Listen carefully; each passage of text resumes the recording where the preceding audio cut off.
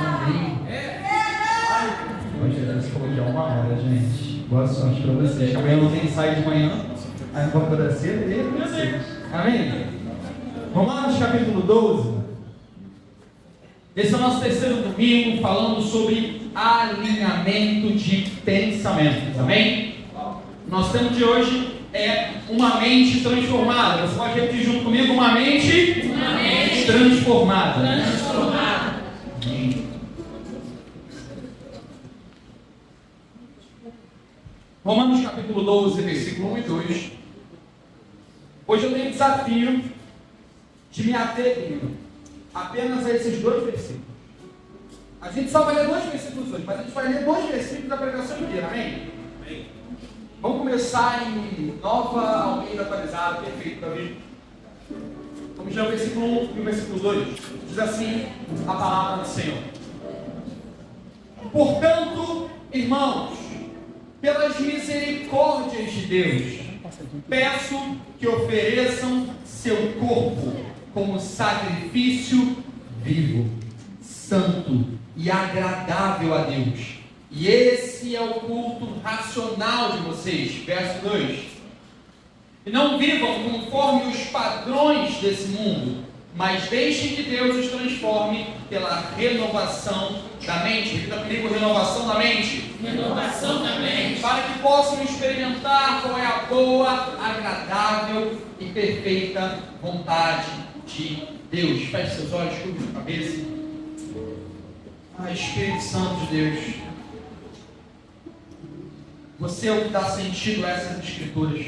Então eu peço que nesse momento nosso coração, a nossa mente esteja conectado contigo para que você possa traduzir o que o Senhor quer falar conosco nessa noite. Espírito Santo de Deus, ministra essa palavra ao nosso coração. Nós levamos agora a nossa mente cativa ao Senhor e lançamos fora toda a ansiedade, toda a preocupação e tudo que possa nos tirar do aqui e do agora, tudo que venha para tentar impedir da gente receber aquilo que você tem para nós através dessa palavra. No nome de Jesus nós oramos. Você pode dizer amém? Amém. Amar o Senhor em nome de Jesus.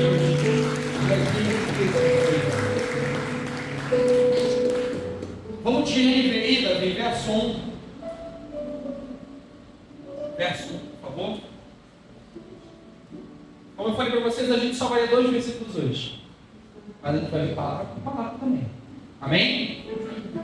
Eu quero começar dando contexto daquilo que o apóstolo Paulo está falando. A primeira palavra desse versículo é? Vamos juntos? A primeira palavra desse versículo é? Se ele está falando portanto, ele está fechando um pensamento. É como se ele estivesse falando isto posto. Ou seja, com base em tudo isso que eu falei, 2 pontos. A palavra utilizada nessa versão é portanto. O capítulo 12 de Romanos, ele é uma virada na carta de Romanos. A carta de Romanos, queridos, ela é o tratado da teologia. Se você quer entender o que é o Evangelho da forma mais condensada, mais completa, você precisa ler a carta que Paulo escreveu aos Romanos. Lá ele fala de cada ponto do Evangelho. Para os judeus, para os gentios, ele começa, sabe, nos primeiros capítulos, confrontando a humanidade, falando que tanto os judeus quanto os gentios estão debaixo de desobediência, pecaram e carecem da glória de Deus. O apóstolo Paulo, ele começa falando que ninguém merece. E ele vai desenvolvendo a carta.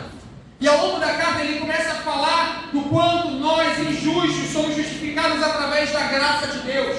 Que o amor de Deus que nos constrange, nos muda, e esse Evangelho tem poder para nos fazer uma nova criatura, mudar a nossa natureza, mudar o nosso comportamento, fazer nascer um homem novo, agora a imagem de Deus.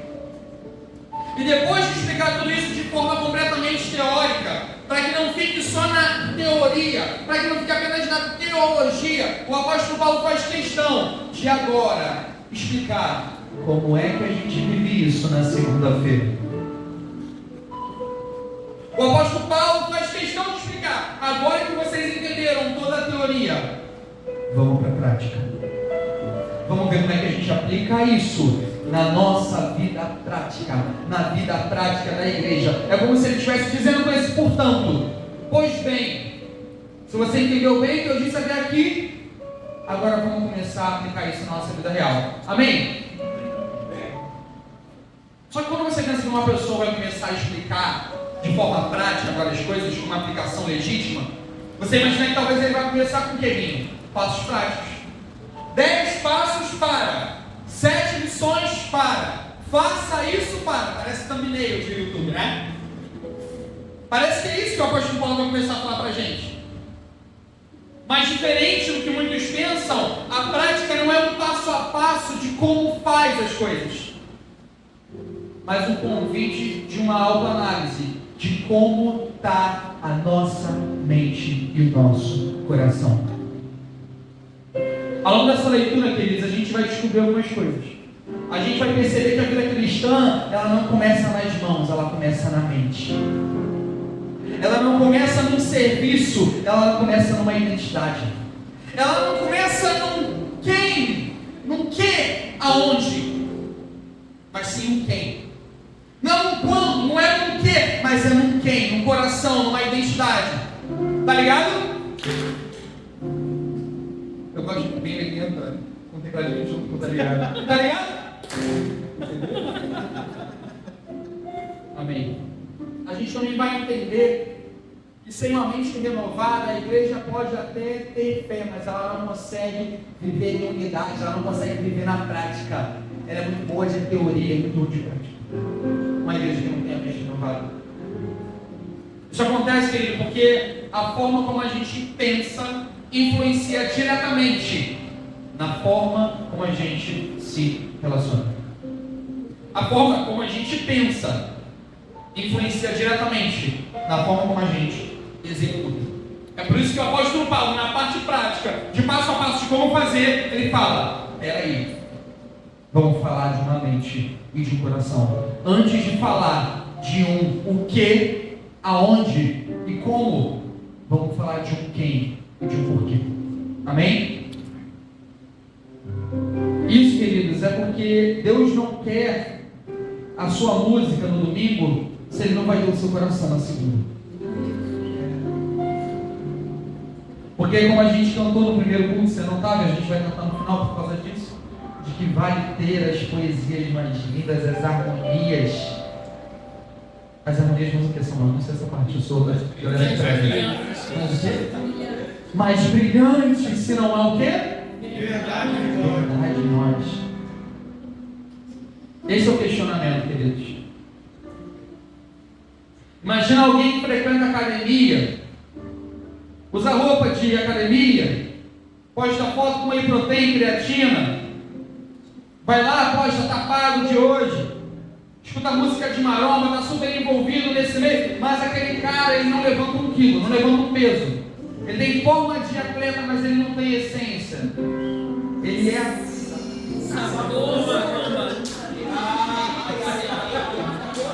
ele é sabor, velho. Ele tem forma de atleta, mas não tem essência.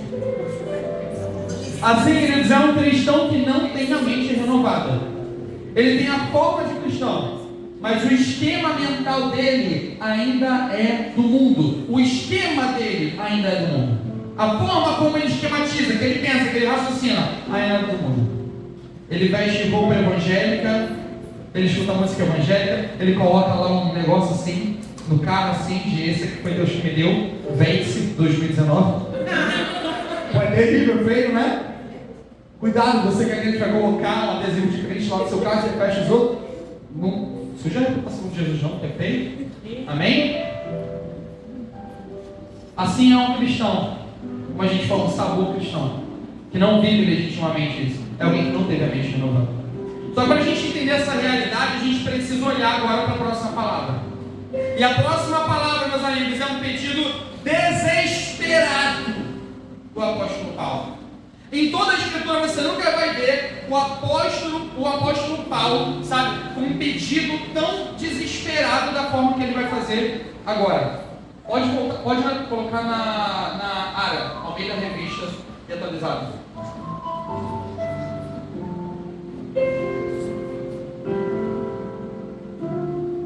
A palavra que ele usa nessa tradução, por exemplo, é róbulos.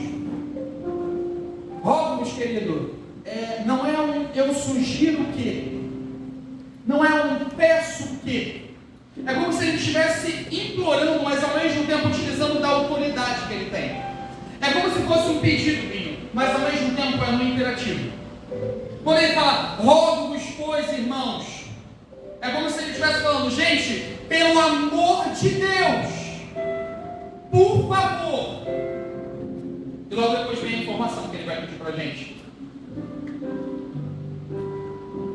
Isso significa, querido, que aquilo que ele vai falar agora é uma coisa séria. É como se ele estivesse falando, olha só, gente, dá a devida atenção no que vai ser falado. Pelo amor de Deus, o que eu vou pedir para vocês agora é urgente e precisa ser feito. É uma solicitação, mas no imperativo. Ele está usando de toda a autoridade apostólica dele para falar, eu rogo a vocês, façam isso. Que é o que a gente vai falar agora. Só que antes da gente falar o que é que ele pede, é muito legal a causa pela qual ele vai pedir. É como se alguém falasse assim, querido, pelo amor de Deus, pela sua mãe, faça isso. Pelo amor de Deus, por essa causa muito séria e muito importante, faça isso. Para você ver o nível daquilo que o apóstolo Paulo quer passar para a gente. O nível do pedido prático que ele quer começar a trazer para a vida da igreja. Então, portanto, com base em tudo aquilo que eu falei, rogo, pois, por favor, pelo amor de Deus, causa que pelas misericórdias de Deus, o cara evoca as misericórdias de Deus. Quando ele quer mencionar aquilo que ele quer falar, ele diz, não, gente, assim, pela misericórdia de Deus. E o que é essa misericórdia de Deus, querido? É tudo aquilo que o apóstolo Paulo falou no capítulo 1, versículo 11. O que é misericórdia, pastor? Misericórdia, querido, é quando alguém deixa de receber aquilo que merecia receber. Geralmente alguém mau, como eu, como você. Misericórdia é quando Deus deixa de dar o castigo merecido que alguém merecia receber. Isso é misericórdia. E o apóstolo Paulo está querendo evocar exatamente essa misericórdia.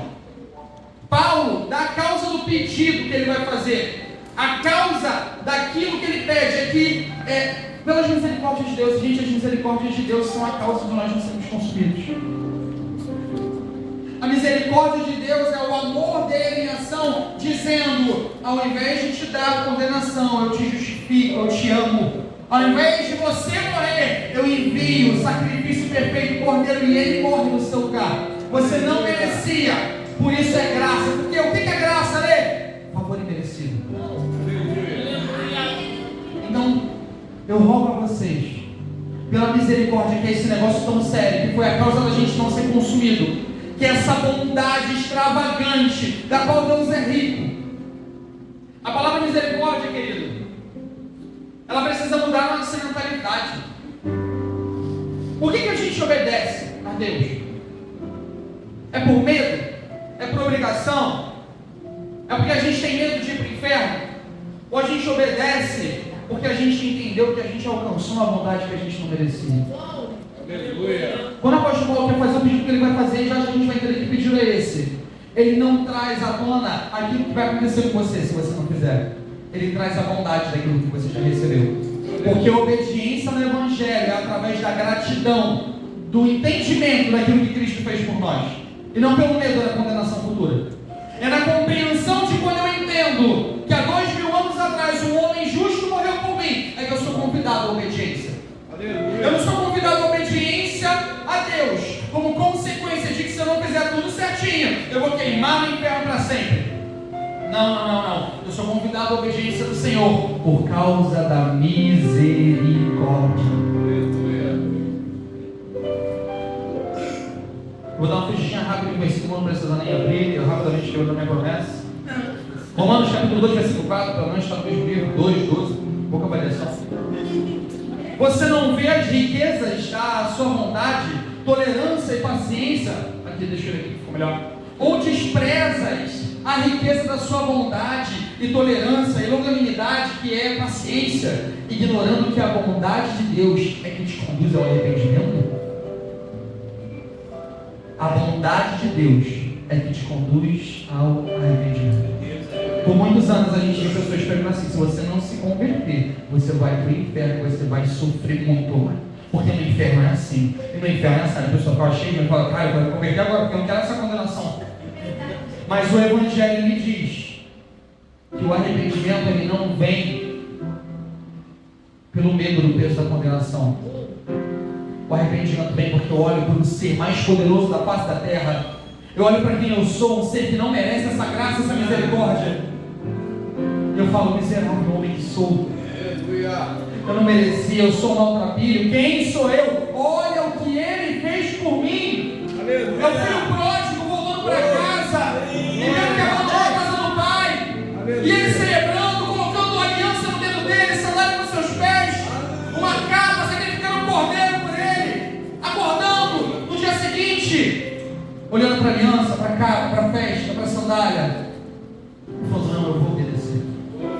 E cada desafio que vinha para a vida dele, talvez eu me olhava: não, eu vou obedecer. A nossa obediência a Deus, querido, é pelo entendimento daquilo que ele fez por nós. Rogo-vos, pois, pelas misericórdias de Deus. Todas as vezes que você ouvir uma voz tentando te acusar para fazer algo, saiba, essa voz não vem do Senhor. Agora, todas as vezes que você se lembra: olha o que ele fez por mim, cara, eu não consigo permanecer do mesmo jeito. O apóstolo Paulo, na carta aos Coríntios, vai dizer que o amor de Deus nos constrange. A gente fica constrangido com a bondade, com o amor e com a misericórdia dele. E obedecemos, mais obediência, como diz em Romanos 1, e se completa em Romanos 2, por meio de fé, por meio de entendimento do que foi feito por mim. Isso traz alegria, querido? Até porque essa é a única coisa que a gente tem para você, é o Evangelho. Você veio buscar uma outra coisa, desculpe, não deve ser aqui. Porque aqui nós temos essa boa notícia, essa boa nova. Aleluia. Nós somos pais com Deus. Nós não merecemos. Você pode fazer glória a Deus por isso? Você não merecia. Quem está do seu lado não sabe as coisas que passavam na sua mente, no seu coração. Quem está do seu lado aqui não sabe quem você era e quem você é no seu íntimo. Ele sabe todas as coisas a seu respeito, porque ele te criou, mesmo assim ele te amou e te salvou e foi misericordioso com você. É só para a gente entender o peso do que o apóstolo Paulo está falando. Portanto, rogo-vos, pois, pelas misericórdias de Deus.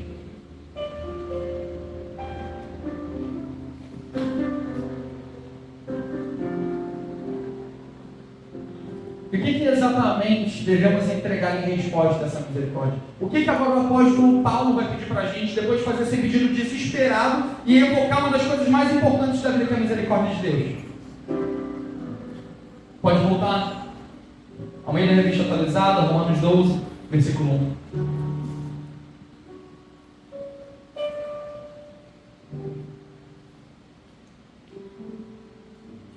Romanos 12, 1.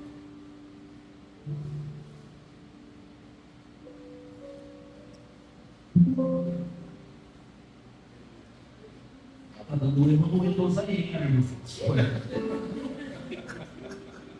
Rogo-vos, pois, irmãos, Almeida Revista Atualizada, não corrigida.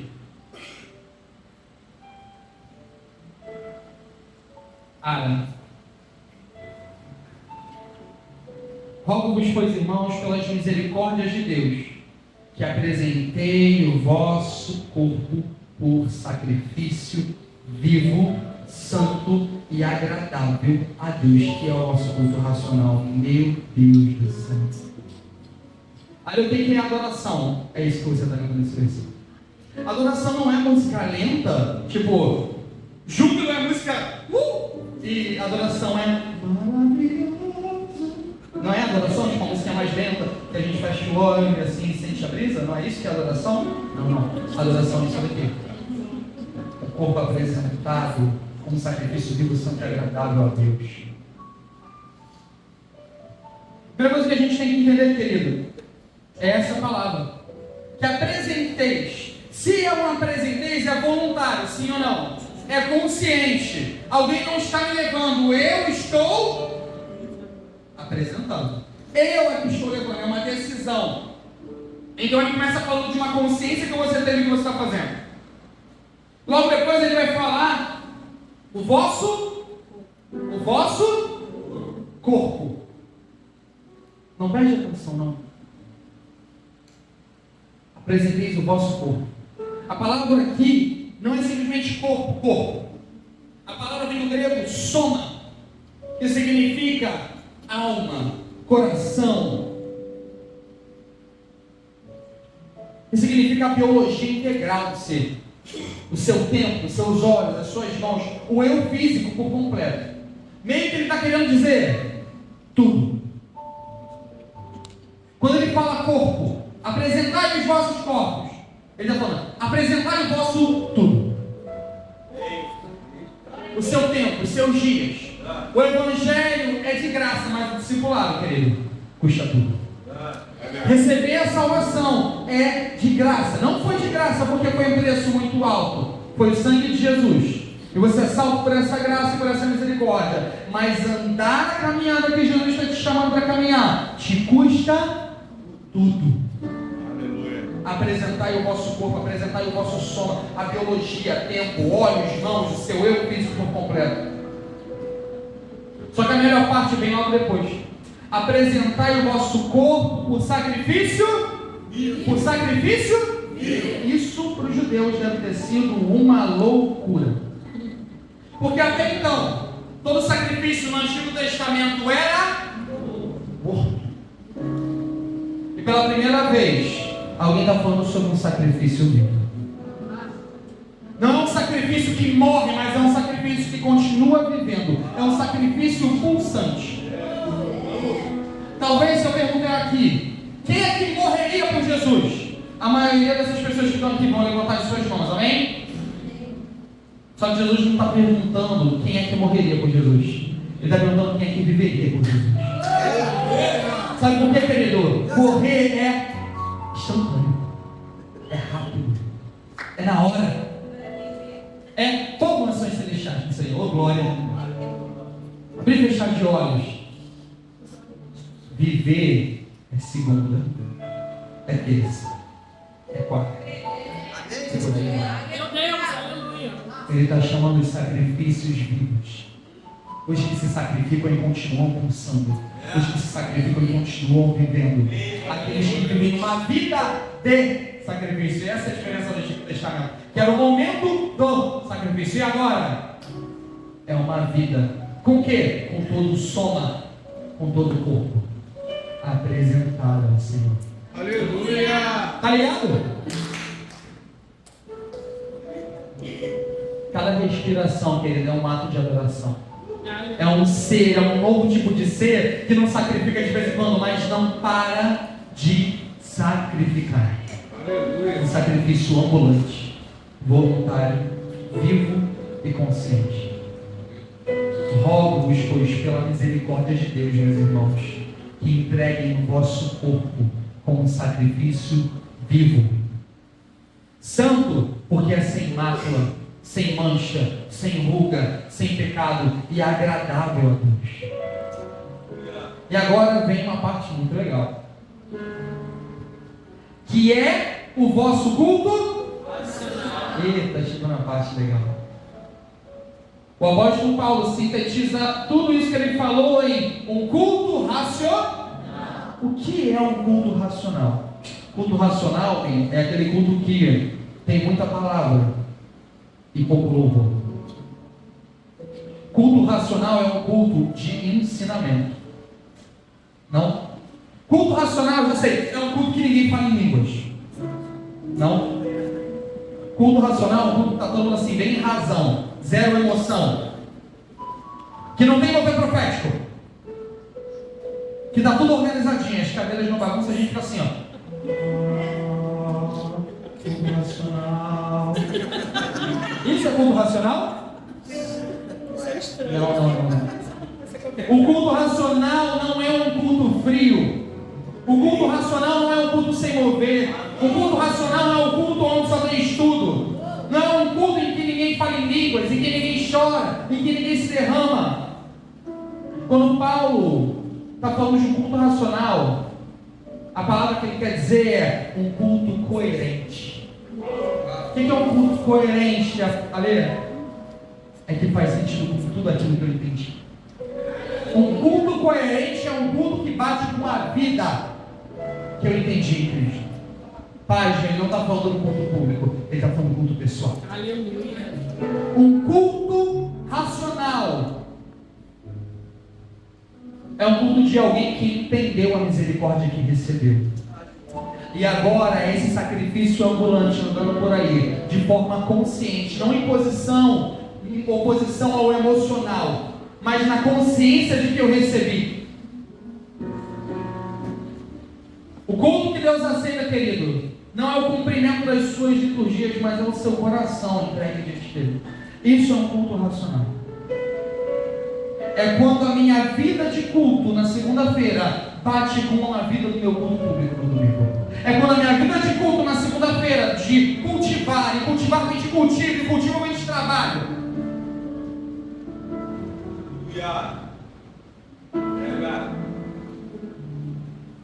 Adão foi chamado para cultivar a terra. E cultivo é culto.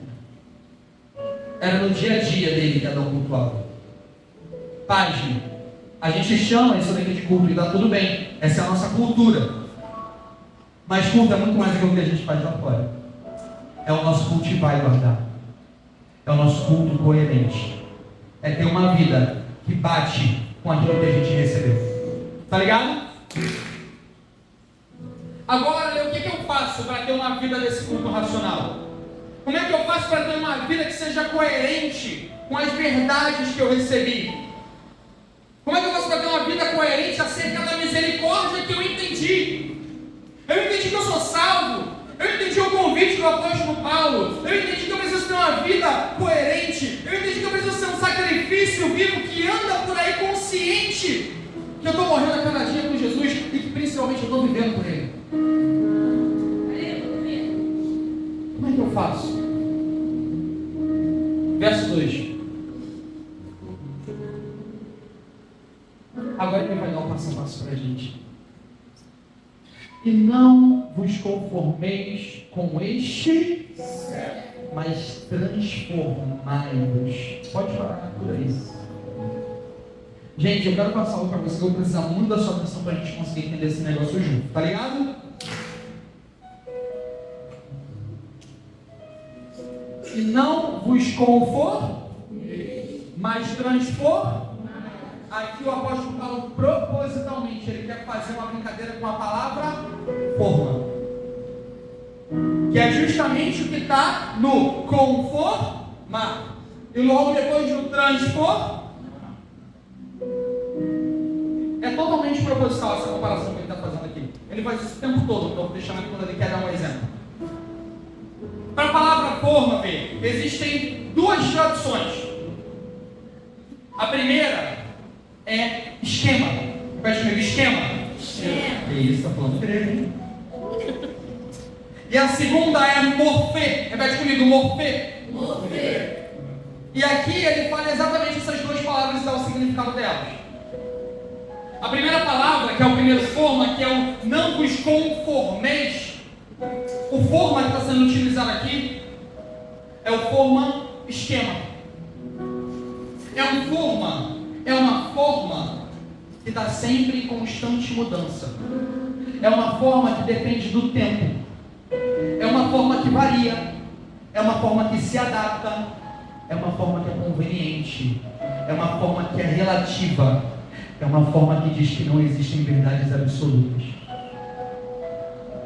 É uma forma que ela vai mudando de acordo com o espírito do tempo. É uma forma que diz que uma coisa lá atrás era pecado, mas agora não é mais. É uma forma que diz que aquilo antigamente era criticado, mas agora não é mais, porque é relativo. É uma forma que diz que aquilo não podia ser feito, mas agora é incentivado. Por quê? Porque depende. Por quê? Porque é uma forma que se conforma de acordo com a conveniência do tempo. E Paulo fala para a gente, queridos, não entrem nesse esquema. Não entrem nessa forma. Não vos conformeis. Não vos esquemais. Não aceitem esse formato variável. Não entrem nesse esquema. E logo depois ele fala de onde que vem esse esquema, esse formato, essa forma variável que o mundo tem, que uma coisa é de um jeito e depois muda. Porque é relativo. Depende. Não é? Não, aqui não. Ele diz que não vos conformeis com esse século. E a palavra aqui em outras traduções é mundo. Só que existem duas palavras para mundo. Uma é cosmos, que significa realmente toda a ordem criada, cosmovisão, o mundo da forma como a gente enxerga. Só que a palavra aqui não é mundo, no sentido biológico e físico. A palavra aqui para século é aion. E aion significa a ideia do tempo, o espírito do tempo, a forma como aquele tempo se move. É o espírito daquele século para aquele momento. Paulo está fazendo um convite para a gente: não apoiem a vida de vocês em verdades que podem ser mudadas, em transverdades, em coisas que uma hora são de um jeito e logo depois são de outro. Talvez você tenha um pouco mais de idade e você lembra que algumas coisas que há 20 anos atrás eram de uma forma. Hoje mudou-se a forma, mudou-se o esquema, mudou-se a maneira. Porque o que é a verdade? O mundo vai dizer que a verdade é como algo oco que a gente preenche e que a essência não precede a existência. Você dá sentido. Você diz o que pode, você diz o que não pode. As coisas acontecem e você diz o que elas são. Isso que está no meio de uma maneira é uma vida? Depende, a gente escolhe. Porque não existe essência antes da existência. Isso é o esquema. O que é um homem, o que é uma mulher? A gente escolhe, a gente decide. Porque não tem essência antes de existência. A gente preenche. A gente coloca o que a gente quer. Esse é o espírito do aion. Esse é o esquema. Aquilo que vai mudando de acordo com o tempo. É relativo, não é verdade absoluta. E é algo desse tempo, e é algo desse século. Alguém está entendendo o que eu estou dizendo aqui? Amém. Mas, que palavra maravilhosa. Significa que agora ele vai mudar o sentido. Significa que agora a gente vai para um novo patamar. Significa que agora ele vai falar algo em oposição àquilo que ele falou. Transformados. E aqui a forma é morfê. E morfê, queridos, é uma forma que não muda. É uma forma imutável. É uma forma absoluta. É uma verdade que não muda por conveniência. É uma verdade que não se curva diante da cultura. É uma forma que não se curva diante da política. É uma forma que não se curva diante do tempo presente. É uma forma que não se adapta para a gente. É uma forma que alguém formou e nunca mais mudou. Glória a Deus. Transformai-vos. Morfê. É para isso que ele está chamando a gente. Esse transformar, esse transmorfê é a metamorfose. E aqui a gente vai entender melhor isso. Transformai-vos. Uma palavra que é muito utilizada, e a mesma palavra aqui para morfê, metamorfose, é a palavra que a gente usa para metanoia.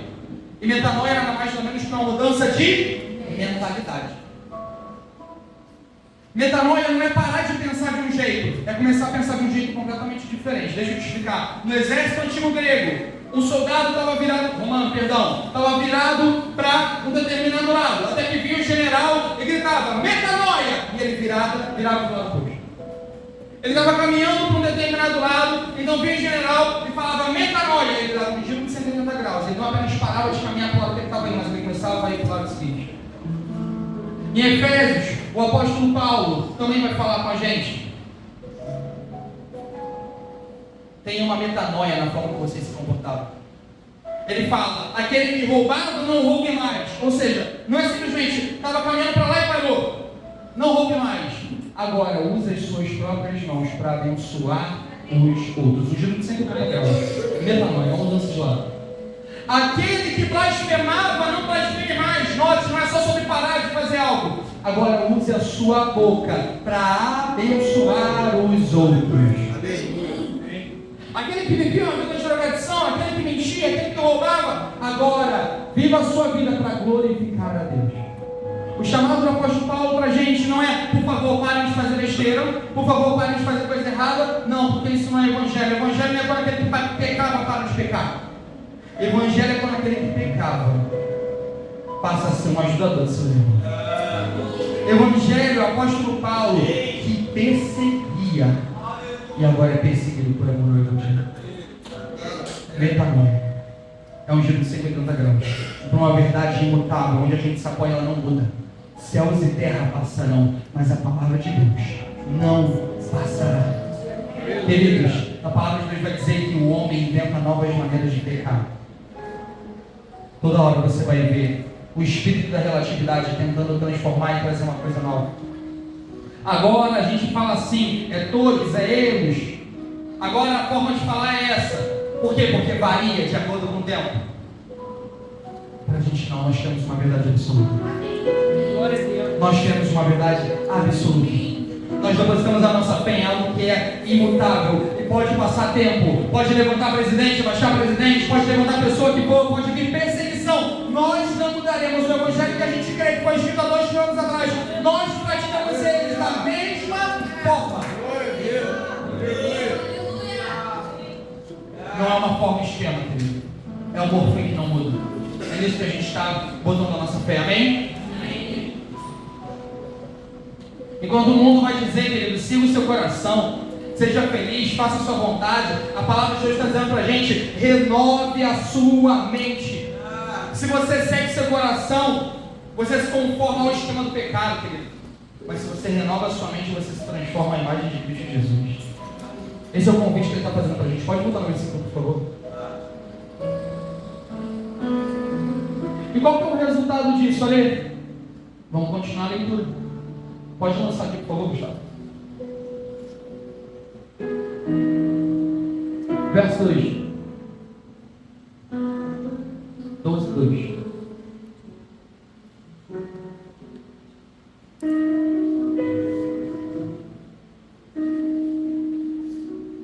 E não vos conformeis com esse século, mas transformai-vos pela renovação da vossa mente. Para que? Agora, gente, a gente vai entender o motivo pelo qual que a gente está fazendo esse negócio bem. Para quê? Para que de tudo que a gente leu até agora? Para quê? Qual é o resultado de alguém que entende a misericórdia que recebeu, se entrega como sacrifício vivo, santo e agradável, tem um culto racional, consciente e coerente, e é transformado na renovação de sua mente? É isso aqui, ó. Para que experimenteis qual seja a boa, agradável e perfeita vontade de Deus. É assim que a gente experimenta a vontade de Deus, queridos. Na prática, gente, a vontade de Deus não é um mistério para ser descoberto, não, cara. É uma realidade que pode ser experimentada por aqueles que entendem a misericórdia. É uma realidade, sabe? Viver a boa, perfeita e agradável de Deus é uma realidade de quem pode experimentar, sabe? Pode experimentar para aqueles que estão sendo esse sacrifício vivo, voluntário, consciente, que entendem aquilo que receberam e agora estão aqui, Senhor, eis-me aqui, envia-me a mim, eu me entrego com esse sacrifício. A boa, perfeita e agradável vontade de Deus. E queridos, aqui está o segredo desse negócio. Quando o meu irmão e eu estamos alinhados com a vontade de Deus, a unidade está entre a gente, é inevitável. A gente pensa que às vezes o problema de divisão dentro da igreja é a falta de conversa, mas deixa eu te falar uma coisa, é a falta de uma mente renovada.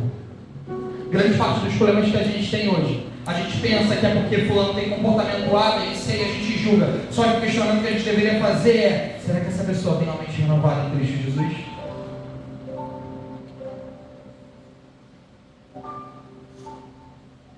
Porque esse é o papel do meu sacrifício. A gente achou que o sacrifício que a gente faria era para Jesus. A gente achou que a morte que a gente morreria era para Jesus. A gente achou que tudo isso que a gente está falando até agora agora eu vou pegar tudo isso e vou me entregar para Deus. Eu sou o sacrifício de Jesus, e é. Só que lá em 1 João, capítulo 3, versículo 16, desculpa, sempre verso de novo, não vai ter como, não tem como eu falar isso. 1 João, capítulo 3, versículo 16. Nisto conhecemos o amor, que Cristo deu a sua vida por nós. Pausa. Aqui a gente entende a misericórdia, sim ou não? Aqui a gente entende o cuidado e o amor que Ele tem por nós, sim ou não? E aqui Ele está indagando a gente. Nisso a gente conhece o amor, que Cristo deu a sua vida por nós. Quantos estão aqui porque Jesus deu a sua vida? A gente está aqui, querido, porque Cristo deu a sua vida por nós. Devemos dar a nossa vida por Cristo. É isso que está escrito? Devemos dar a nossa vida por Deus? Não. O que é mais louco nessa frase é que o convite do sacrifício, Gabriel, não é sobre entregar uma vida para Jesus, mas a forma que Ele quer que a gente entregue essa vida é entregando a nossa vida pelos nossos irmãos. E você pensou que se esse sacrifício vivo é amanhã acordar 3 horas da manhã, ler muita Bíblia, orar, jejuar, deixa eu te falar, todas essas coisas são extremamente importantes, mas o sacrifício vivo que o Senhor está chamando a gente para ter é um sacrifício vivo e voluntário em favor do meu próximo. Quem é Jesus? É aquele que morreu na cruz para que através da vida dele outros tivessem vida. Adivinha o que ele está querendo fazer com você? O sacrifício voluntário que você é para que através do seu sacrifício outros possam ter vida. No fim de tudo vai acabar em alguém. Você não é o protagonista. Não é sobre você. É sobre alguém que precisa ser alcançado pelo seu sacrifício. Assim como o sacrifício de Jesus alcançou toda a humanidade, querido, através do seu sacrifício em Cristo Jesus, pelo Espírito Santo, pessoas podem ser alcançadas pelo Senhor. Muitas vezes o motivo da nossa insatisfação dentro do Evangelho é porque a gente não entendeu isso, porque a gente ainda está subindo essa rampa, esperando a bênção que a gente vai receber, não consciente da bênção que a gente já recebeu pelas misericórdias de Cristo Jesus. E talvez uma palavra que falasse muito a respeito daquilo que você ainda vai receber, daquilo que você ainda vai ganhar, daquilo que foi preparado para você, te empolgaria um pouco mais. Mas o Evangelho é sobre aquilo que Ele já fez por nós. É sobre o sacrifício que Ele já entregou por nós. Esse deveria ser o nosso motivo, querido. Essa deveria ser a nossa causa. Qual vos pôs pelo amor de Deus, irmãos? Pelas misericórdias de Deus. Que entreguem o seu corpo, tudo, como sacrifício vivo, santo e agradável a Deus. E esse é o vosso culto racional. Não se amoldem a esse mundo, a esse século. Não se conformem com ele, mas transformai-vos pela renovação da vossa mente, para que possam experimentar a boa, agradável e perfeita vontade de Deus. Fica de pé no seu lugar, para parecer que está acabando tudo. Se eu achar algo, deixa eu ver o olho aqui.